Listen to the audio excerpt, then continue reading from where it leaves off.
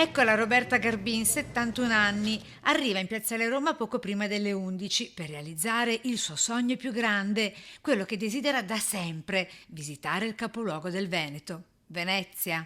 Era il mio desiderio quello.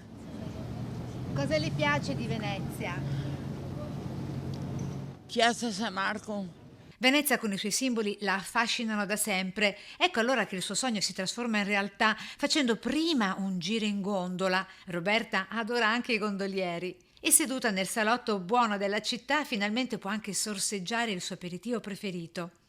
È il mojito.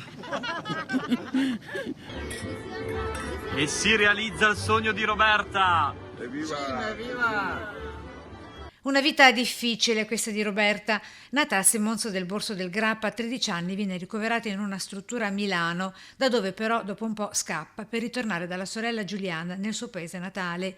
Quindi da qui le cure in una nuova casa di riposo, stavolta a Valdobbiadene. È il 1972. Roberta ha soltanto 20 anni.